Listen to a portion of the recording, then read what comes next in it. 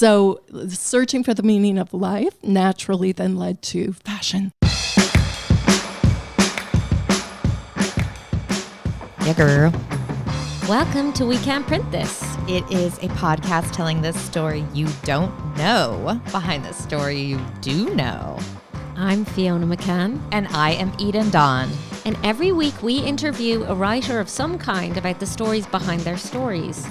And please, if you like our podcast, we'd love it if you'd share it with a friend. Or you can support us yourself on Patreon for as little as $5 a month. You can find that at patreon.com/We Can't Print This.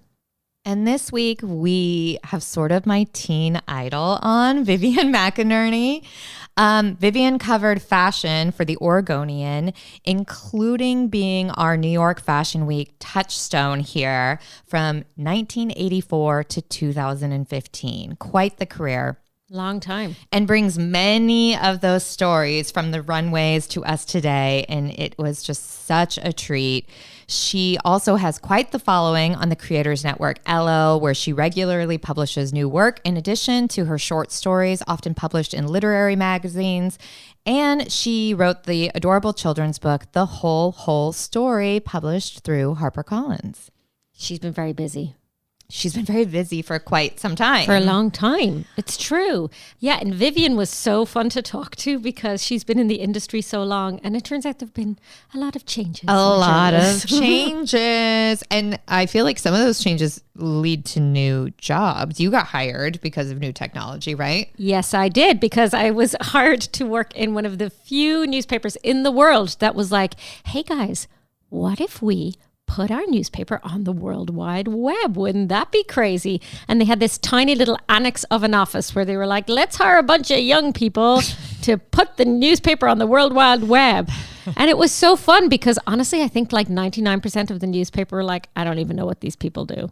Amazing. Never mind. They're the online people. They're the online people working on Al Gore's internet, as I like to call it. I mean, the great thing at that time, weirdly, was that nobody was paying any attention to what we were doing. So we used to like develop these little columns that would never have seen the light of day in the actual newspaper. Right. Oh, that's interesting. I also got hired because of new technology because I got headhunted for my job as fashion editor where I had been at a local paper. And they wanted to start a blog. Oh, one of those weblog thingies? One of those weblog thingies, because for a minute, blogs were so hot. And they were a weird democratization because there were so many people getting, it was also kind of early rise of influencers when you think about it. There were all these people doing blogs that were getting these huge followings, like a bigger than printed traditional publications. And so then I feel like all of the magazines, everyone was like, we got to get a blog. I know. And meanwhile, I was back over in the actual newspaper. They were still getting faxes. They still had one of these huge, big reference books where you got all your phone numbers from. Oh my God, and over on the internet side of things, we were all like, Google, babe, Google. No, ask Jeeves, babe. Oh, Ask Jeeves. Ask Jeeves. Ask Jeeves, you're right. It turns out, Jeeves. Yeah, Ask Jeeves actually didn't know that much. He did not know as much as Google, no offense, Jeeves. But I feel like Wordlebot knows more than Ask Jeeves did. True. But blogs were big for sure, and we all had to write blogs. I had to write an arts blog, and which won an award. Oh, yes, look actually. at you, fancy pants. Back in the middle of the heyday of blogs, it was all like, everybody has to have a blog. And we had millions of blogs. And then suddenly it was like, blogs are dead. Forget about blogs. Blogs are dead. And then remember, it was like, pivot to video. Everybody do video now. Video's so big. And then in the time that we worked together, video was big. Video was done. Video was big. Video was done. And then now it's like TikTok, Instagram, Reels adjacent. Well, and social media has been a big game changer as well. Yeah, I that's remember true. when they were like, okay, everybody needs to join Twitter. And that was really important. And they were like, wait, we don't have company rules about Twitter. And all that had to be developed. And it was like, huge. Yeah. Yes. I forgot about that. Everything has changed so much. And that's in, just our few years. But when you think about Vivian's span, how much more change, and with the internet coming in the middle of that, which was truly the biggest game changer and will continue to be. And now we have AI and robots taking our jobs. I know. I mean, the best thing to remember, I think, about being a journalist is just to know that no matter what you're doing, you will have to get ready for a big change somewhere, somehow. That's true. And I want to take that back because when the robots rule us all, I want everything on the record to show that I was very... we love robots. We love you, robots. I was we very were always polite. on your side. We were not against you. I do always say please and thank you to all forms of AI because I'm like, you know what? You're doing a job too and manners matter. And you never know who's going to have the power next. So You never know. You never know. Yeah, everything has, I think that is really good advice for young journalists or old journalists. I'm not sure where we lie somewhere, hopefully in between the two. Yeah, but like mainly young, honestly, even though I'm going to now tell you about like all of these ancient rituals in the newspaper when I started electricity was invented. And they had like a physical spike where they were like, oh, we're going to have to spike that story. It meant they would like pull the story off and put it on a spike, which meant that that story was killed. And they would have these like typesetting very carefully. And then you could go down in on the ground floor of the newspaper building and just watch the printing presses roll overhead. It was so exciting. I love that. I remember Mr. Rogers' episode where they were like showing everything on the printing press and how exciting that was. I didn't get to see that. But I mean, I did love in the magazine world where you would print off, like I'd work on this beautiful fashion feature and then it would be printed up all big and, you know, out on the wall where everyone would debate does this one go before this one and move things around. And it was just a dreamy time that we were all in. And now... I mean, times have changed for sure. And sometimes we can be looking back and going, that was a dreamy time before we had to do newsletters, or that was a dreamy time before I had to tweet everything. But there are some advantages to the modern journalistic methods, I think. And one of them is we got our own podcast, which I think in the olden days of journalism, we'd have been like pressing our noses against the glass panes of radio stations going, can you let us in? I know we're a little flashy and stuff, but like we'd make a great show. But now we're like, we're just going to make our own. Just do it. I think that's a great segue for us to listen to Vivian tell us about all the days of yore. The Yori days. The Yore days. Ye olde journalism. Ye olde journalism and faxes. Fiona, we have a new sponsor on the show today. Yes, and we're totally chuffed because it's Betsy and Aya, which anyone who knows me knows I spend 99% of my life in their earrings, and I have 3 of their signature bridge-inspired cuffs, and it's all designed and made here in Portland. I have been writing about and wearing and obsessed with Betsy and Aya's ready-to-wear jewelry since they started in 2008. And now they also make gorgeous fine jewelry, including custom pieces. And Betsy actually designed the Leo constellation wedding rings that my husband and I wear. Yes, and now you can support both our podcast and this rad family business by shopping with them through our special fancy link, which is betsyandaya.com/we can't print this. I'm going to spell it for you. BETSYANDIYA.com/we can't print this, because you can probably spell that bit. Use that special URL to automatically get 11% off your order of ready to wear, but do not sleep on that fine jewelry either because it is good.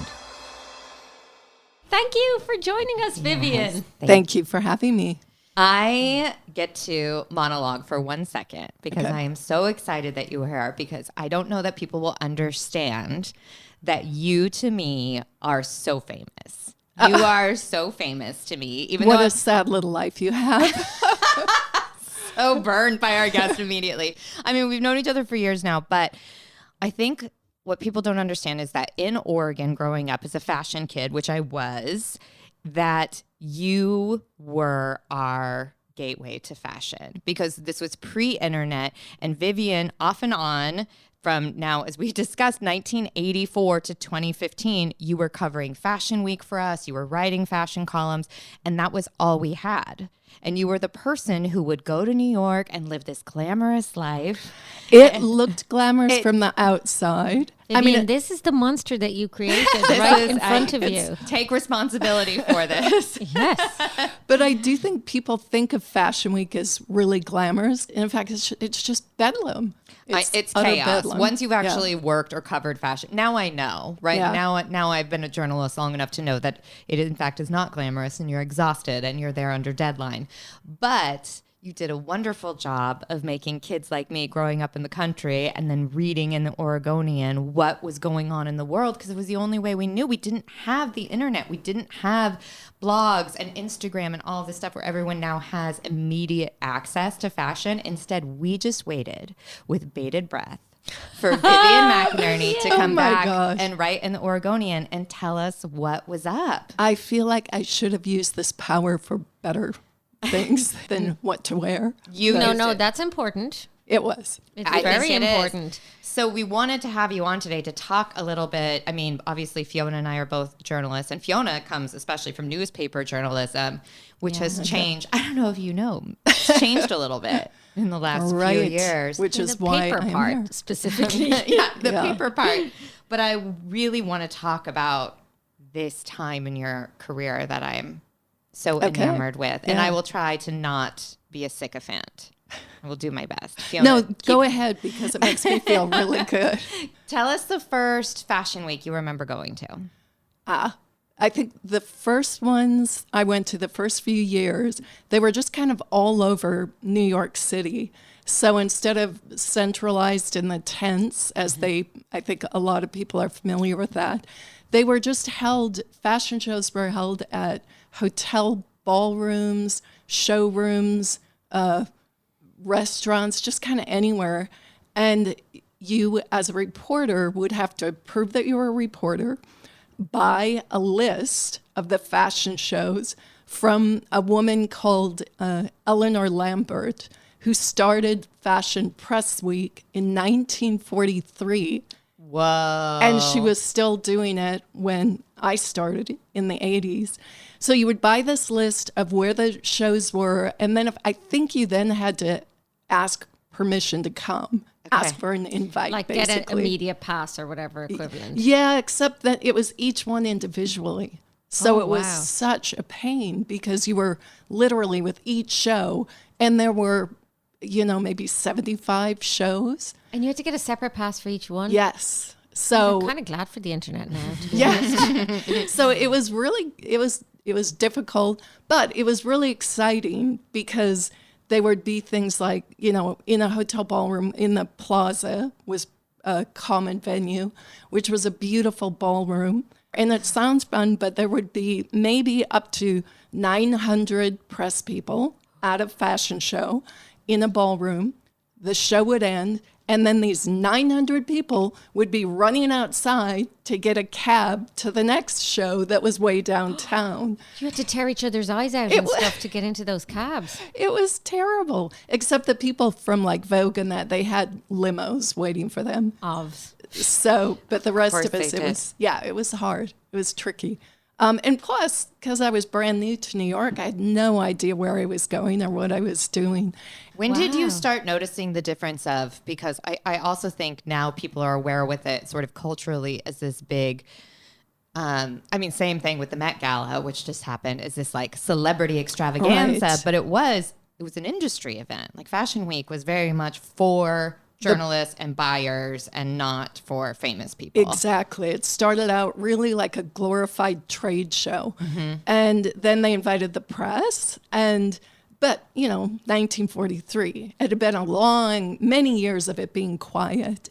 And then I would say it actually was that first year that I went to a Bob Mackie show. And he was a designer. I know you've interviewed him, right? No, I thought you did. I haven't, but God, I would love to. Bob Mackie is just, you know who Bob Mackie is, Fiona, do you? Do you not? It's okay. I have to check in with her because we have a cultural dissonance. Right. I'd like to, or maybe I'm just ignorant, but sometimes I pretend I know things. You know Cher. But I can't secretly Google now. You know every amazing outfit Cher has worn? I do know Cher. Okay. Yay. That's He Bob dressed Mackie. her.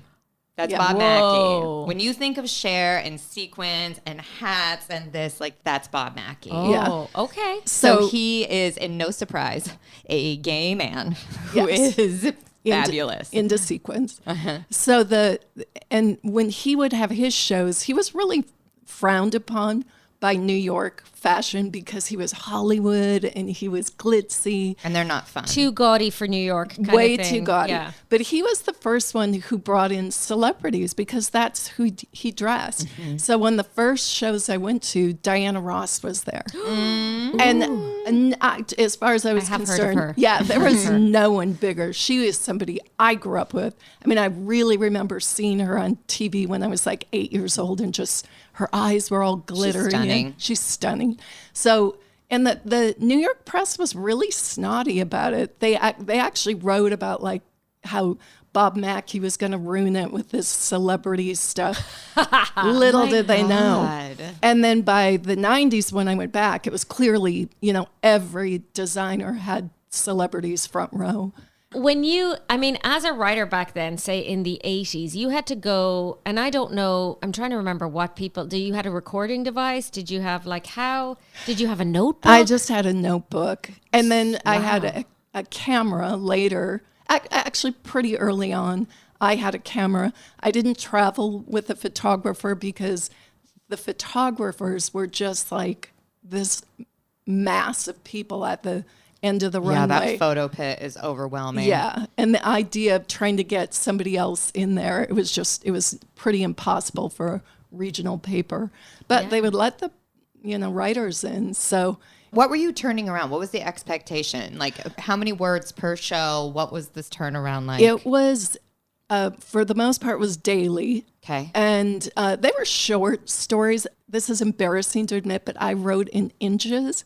So they were 12-inch stories. Time. And I can't quite remember what that translates to, but they're short. I think they were... Was it 12-inch column? Oh, single column at 12 inches. Yeah.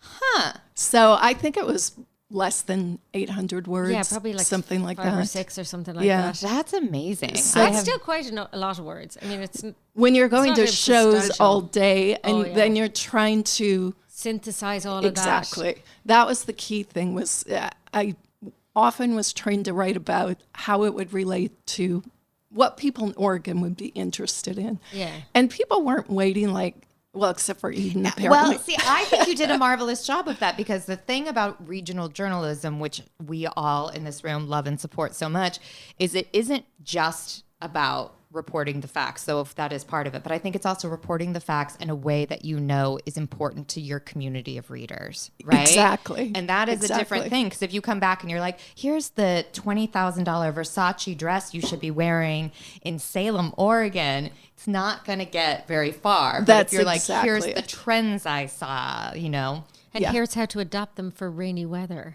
Here's how to adopt them for, At one point I remember, because the shows were always months in advance, so you would be in September looking at spring and in spring looking at fall. So at one point I started writing about, okay, here's what you can throw out of your closet, because probably no one's going to be wearing it next year, but hold on to this. Oh, that's really useful. I could still use that, to be honest. Yeah. It was also a way you could get things on sale. Oh, So anyway, that was smart. kind of fun. Tell us about the hierarchy between, because I imagine you spoke about a little bit of the snobbiness, perhaps from the New York reporters towards Bob Mackie, but tell me about as a regional reporter from especially at the time, Oregon did not quite have the fashion capital that it does now, although Nike in the 80s was definitely coming of age. Did they treat you differently? Were you guys in a separate tent? I knew it. Absolutely. Not in a separate tent, but we had a group of regional press writers who really bonded, and it was a wonderful group of people. And we called ourselves the Fifth Row because there were only like 6 or 7 rows, and we were always way back there. Wow, who's in the 7th row? Interns. Yeah, probably. And sometimes me. But they were, the front row was always the celebrities and the celebrity journalists like Anna Wintour and all the Vogue people, any magazine people. You've interviewed Anna more than once. Have, yes. I would say I interviewed her. I talked to her on the side of the runway more than once.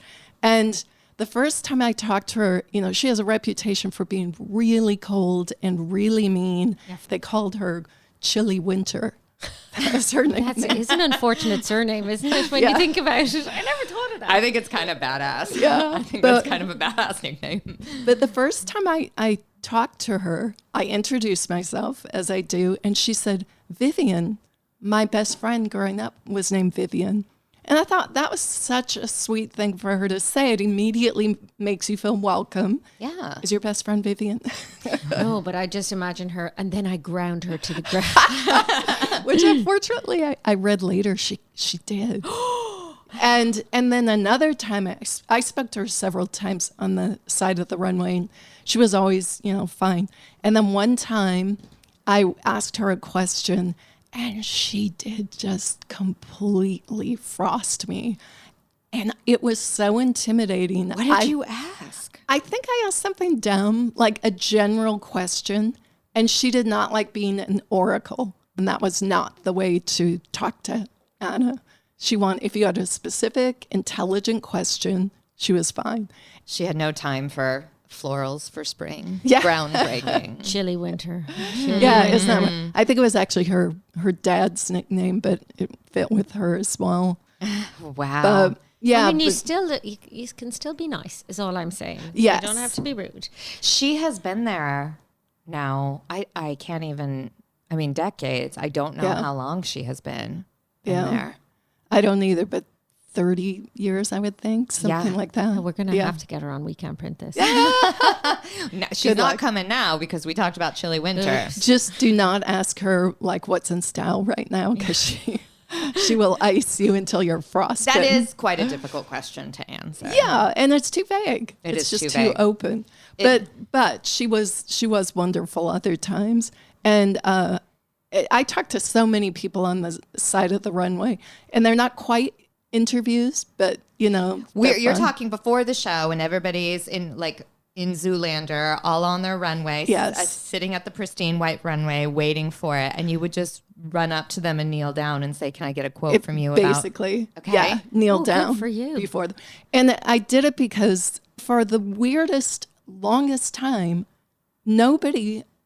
I know this sounds surreal, but nobody was going down and talking to the celebrities. They just were. I don't know if they thought they should respect their space, or I did not. You're very polite, so it's not. You went up politely. I did go up it's politely. Journalism too, sometimes you have to. You have to be the person who just have does a bit of it. chutzpah. Yeah. And an early one that I did is I saw these 3 young girls standing by the side of the runway, and they were wearing gold lame jackets. And this was not a cool look. This was maybe early 90s. They were very noticeable. And so I went up to them and said, are you in a band? And the girl goes, well, we're not really in a band, but we do sing. And I said, oh. And I said, and so that's why you're wearing the matching outfits? And she said, yeah, my mom thought we should wear it so people would know we were in this group. And I said, that makes sense. And I took her picture, and all 3 of the young women were gorgeous, but the one in the middle had something, a real aura. It was Beyonce. I knew it. Yeah, it was Beyonce. Fiona just looked like the sun came from behind a cloud and shone upon her. And she was, they were really young. They did have a song out, but they were not well known yet. I had to ask how to spell her name. Yeah. Of course, we didn't know how to spell Beyonce then. So Tina Knowles had made all their little jackets. She dressed him up to Isn't them. that neat? Yeah. And she was pretty amazing. Another time I was at a Tommy Hilfiger show and waiting to check in. And the guy in front of me says, the guy with the clipboard is like, name. He goes, Connick. He goes, you're not on the list. And he goes, no, I'm sure I'm on the list. He goes, what's your first name? He goes, Harry. And the guy goes, no, there's not a Harry or a Connick on the list. And I'm like, seriously? You're like, I think I know who he is. Add the junior, will that help? And so Harry Connick Jr. was so humble. He just kind of nods and walks away like, okay, I guess I'm not going to the fashion show. And I walked over to him and said, hey, this is the press table. That's why you're not on the list. You should just go directly backstage.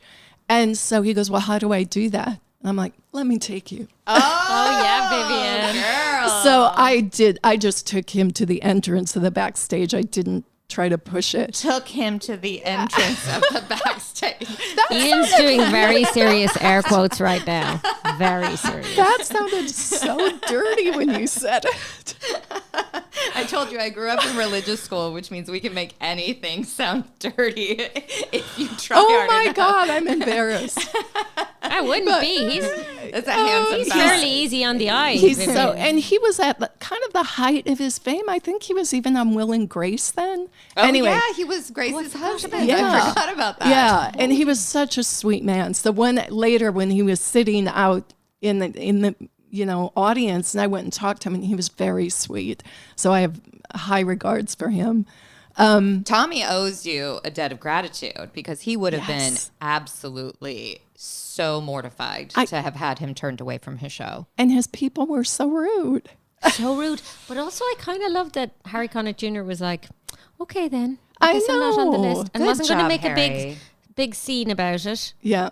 What Yeah. a nice man. Did you always have an interest in fashion and then the journalism came next, or were you a journalist and then the fashion came next? Like, how does that? Yeah, I have the very typical way of becoming a journalist, a fashion journalist. I went to a school for 8 years wearing a uniform, so knew nothing about fashion. Except there's things you can do with a uniform, turns out. Yes, roll it for one Trick it thing. out. And then I went to the Hunger Games, that is public school. And then I just went fashion bananas, just like would follow trends. And then I guess like every high schooler now, I went through Minneapolis Rags, where I grew up. There was a secondhand store.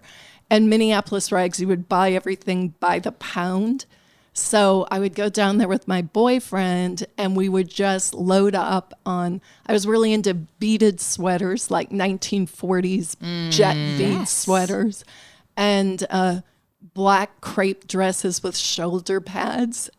I must have looked ridiculous in high school, but that was my introduction to fashion.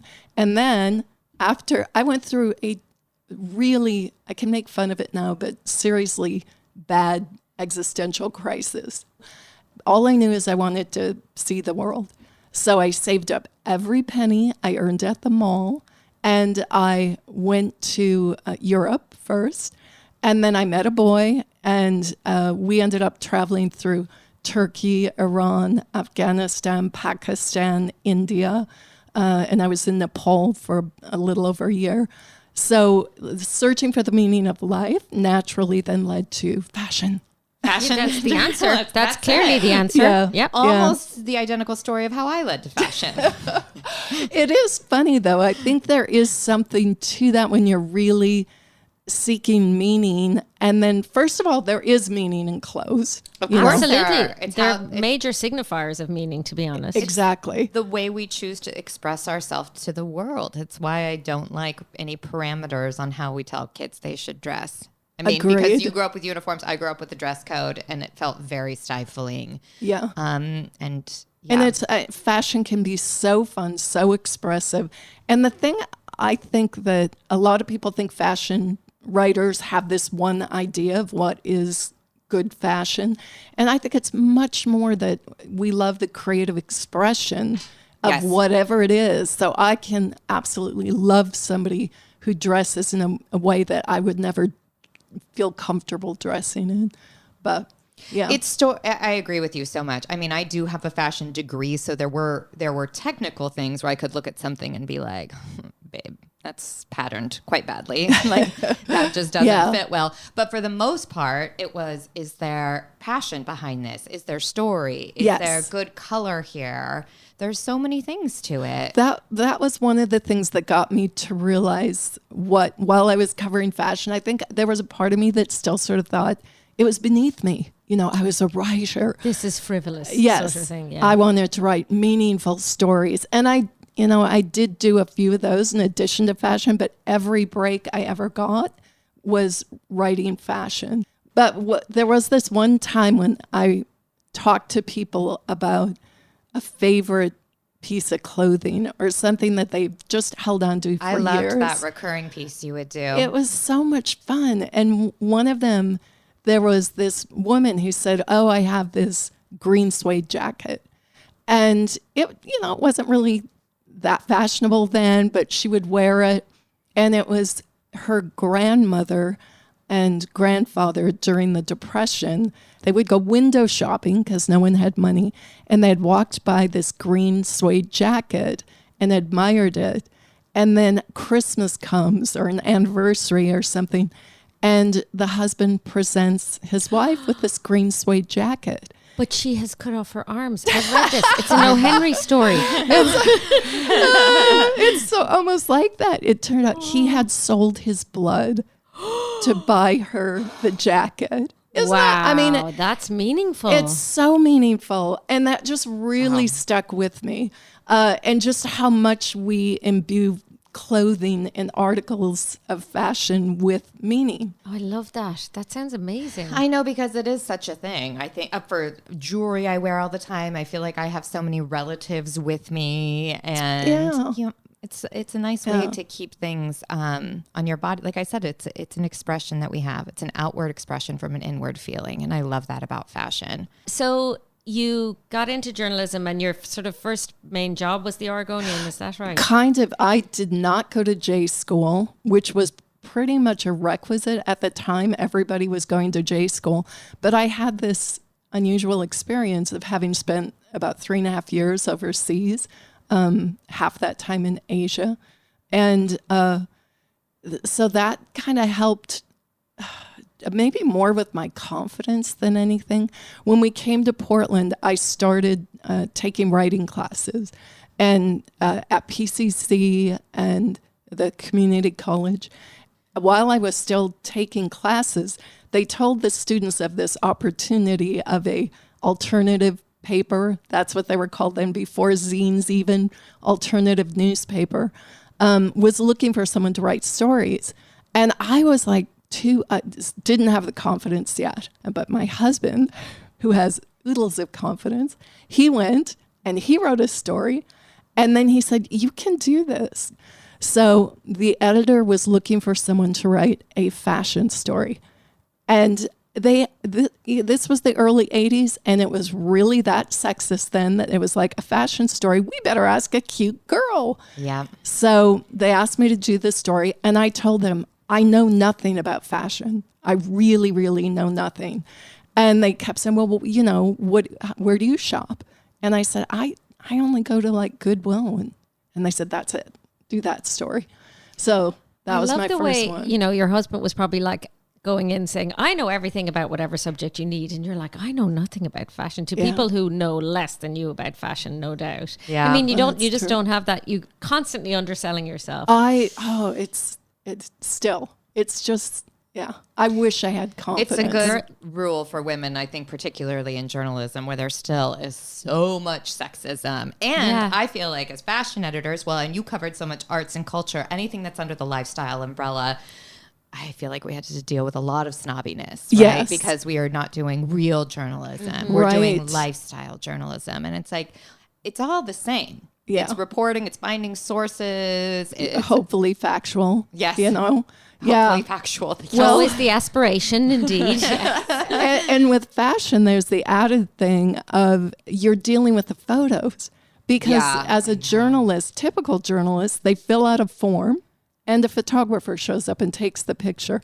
So when I sort of pointed out to an editor, it's like, no, I kind of arranged these photos.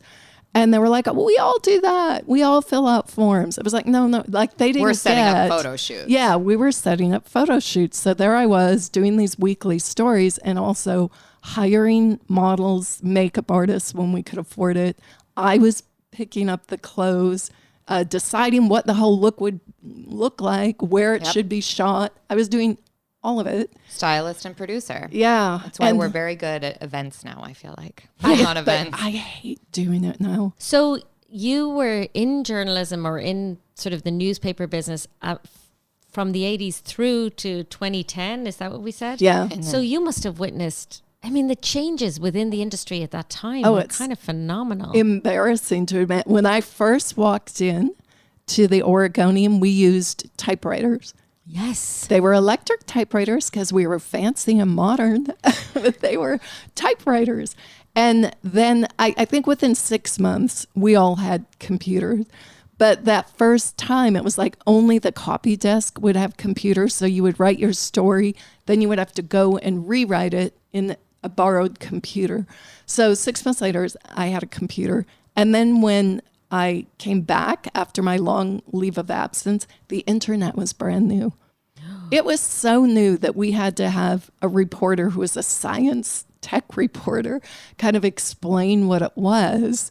What was the biggest change then, if you remember, from that first fashion show, reporting that first one in the 80s to the last one you said you went was 2015? I think the biggest difference, I would say, is just the awareness of it, of the public awareness of Hoopla. what Fashion Week was. And in the beginning, no one cared. No one understood what it was or why it mattered. And in the end, it was just a celebrity nut scene, and there were people who were there only to see celebrities.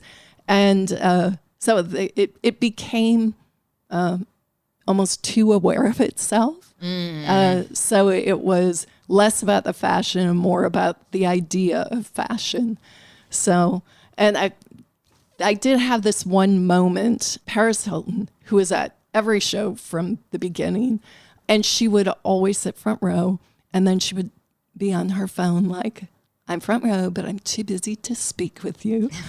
And one time, it was right before she went to jail, and she was coming out from backstage being led by the hand by a handler, and he was leading her by the hand, and she was taking these little baby steps behind him and looking down very shyly like a 5-year-old child. And she was holding her little dog, and it was like, the whole energy was, I don't want to be here. Oh. And then she goes and sits front row where the lights are brightest. And I just thought, this has gotten nuts. So then, apart from Fashion Week in itself, what were the biggest, you've obviously witnessed a lot of changes within the journalism industry as well. And, what were are there sort of marked moments, obviously when we went from typewriter, which is sort of, you think about it now, like you couldn't cut and paste on a typewriter. Research, how do you research stories without the internet? That was the hardest thing, that when you did want to, an expert on something, you would have to try to, there was a giant book, reference book, and you would go to this reference book and think, okay, I want to write a story about fur. And then you would look through and find like the American Fur Association and make a phone call. I feel bad about the level I have complained about trying to find sources now in my life, since I always had the internet to do it. Well, and sorry, go ahead. I was just going to say, when the internet came in and when social media became a big deal, that was another thing that the newsroom changed around, where they had brought somebody in to teach us how to use social media to make contacts. We were really early Facebook, early Twitter, and how to use it for journalism. And in the beginning, it worked really well because you could reach out to somebody and get a response. Now it wouldn't work at all. Yeah. The person you were trying to reach would now have 5 million followers. And flash in the pan. Yeah. Yeah, But, and also Elon Musk owns it now. This whole podcast is about what happens when certain people take over certain things. Donald Trump and Elon Musk. How did we get here? I have a Donald Trump story. Can I tell that? Dish it. Donald Trump, I saw on the side of the runway many times, and I had talked to him a few times. But I will say that I spent the whole time talking to him, staring at his hair, trying to figure out how the comb over worked, because it was what every journalist wanted to explain it. And all I could come up with, it was like the Celtic knot of comb overs. Ooh. It was very complicated and could not be deciphered. I think we should probably wrap up here. Okay. Fiona, I don't know you well, but I do think we're related. We probably are. I know. I swear you look like some of my cousins. Yes. A lot. I think that's very likely. We just found out these two Irish gals are likely related. And that will be so great. We can make a whole mini-series podcast about you two. Thank you so much for coming and for joining us today. For all our listeners, Vivian is on Twitter at Vivian Mac. And so is her Instagram. Is that right? At Vivian Mac, both of them? Yes. Great. Yes. That's it from We Can't Print This for today. You can see more info about this episode, including transcripts and links to things we talked about at wecan'tprintthis.com. And check out our Instagram stories at We Can't Print This for all the visuals too. And of course, we are on Twitter still, hanging in there at We Can't Print This. And Instagram, where hopefully we can put up some pictures maybe from some of your old stories. If you have that would be fun. I think that would be might have really fun something. for us to share some stuff. And a reminder for everyone that we are not backed by anyone. We are just independent journalists talking about writing and letting you know about it because we love it and we think you will too. So you can support our work and the podcast, one, by just sharing it. Send this to a friend you think might like it. That's a huge help. Or you could become a monthly supporter on Patreon at We Can't Print This. Thank you to our producer, Miranda Schaefer, and to Dave Depper for our intro music. This podcast was recorded at the Writer's Block in downtown Portland. And a big old thanks to our third office mate, Rachel Ritchie, for how she wears her baseball cap backwards, where she looks like a little youngster in a movie about baseball. I love when she does that. That's true. We could have a whole episode on Rachel's fashion choices. Just like actually, a in cute fairness. little fella. She wears her little baseball cap backwards like she's ready to go to T-ball. Also, if you are a writer with a great behind the story, please let us know. You can write to us at wecan'tprintthis@gmail.com, or you can write on your typewriter and put it in an envelope and Get a stamp. and then open it and retype it and send it to the email. Great job.